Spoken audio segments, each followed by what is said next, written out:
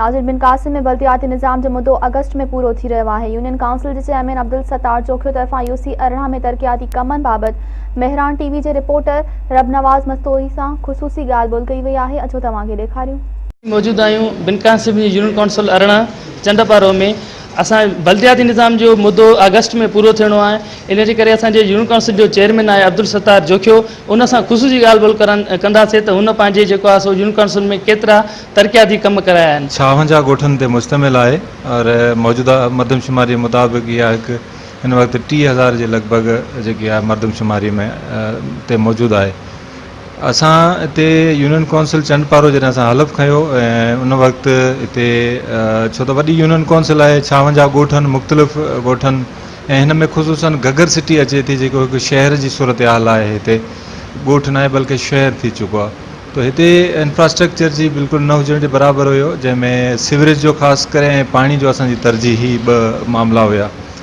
तो अल्हम्दुलिल्लाह घग्गर सिटीअ में असां सीवरेज जो पूरो तक़रीबन जार विछराए छॾियो आहे। सीवरेज जे हवाले सां जेकी पुराणी सूरत हाल हिन वक़्तु बिल्कुलु ई अल्हम्दुलिल्लाह बहितरीनु सूरत हाल, सीवरेज जो कोई एॾो हरू भरू कोई शिकायत न आहे। पाणी असां भरपूर कोशिशि कई आहे, घग्गर सिटीअ में पाणी ॾियण जी भरपूर कोशिशि कई आहे। हिन वक़्तु तसली बख़्श सूरत हाल आहे, अञा बि हिन ते कमु करिणो आहे ऐं इंशाअल्लाह असांजो जेको हिन वक़्तु बि टेंडर थियल आहे उहो हिकिड़े ॿ ॾींहं में कमु हिन जो स्टार्ट थियण वारो आहे। ऐं इन खां अलावा असांजी जेकी तरजीह रही आहे हुई घग्गर सिटीअ में ख़ासि उन लाइ घग्गर सिटी ज़्यादा फोकस करायां पियो त हिते वॾा मसइला ऐं शहर थी चुको आहे।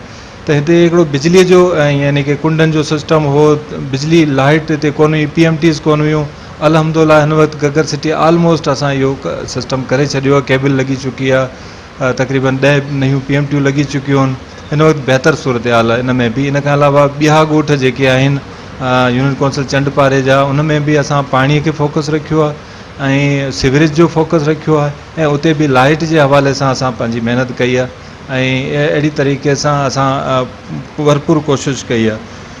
ऐं इन खां अलावा जेको मुंहिंजो as a union council chairman जेको मुंहिंजो प्रोजेक्ट हुयो स्पेशल, उहो ॻोठनि खे गैस फराहम करण जे लाइ हुयो। उन में हिन वक़्तु अल्हम्दुलिल्लाह तक़रीबन 24 ॻोठ यूनियन काउंसिल चंडपारे जा गैस जे हवाले सां तक़रीबन फाइनल मरहले में आहिनि। चेयरमैन जी ॻाल्हि ॿोल्हि ॿुधी मेहरान टीवी सां ख़ुसूसी ॻाल्हि ॿोल्हि कई। हिन चयो त असां पंहिंजी जेकी यूनियन काउंसिल में तरक़ियाती कम कराया आहिनि, इंशाअल्लाह अॻियां बि असांखे जेको मौक़ो मिलियो त इंशाअल्लाह असां वधि खां वधि कमु कराईंदासीं। कैमरामैन पपन मस्तूई सां गॾु रबनवाज़ मस्तूई, मेहरान टीवी बिन कासिम मलीर।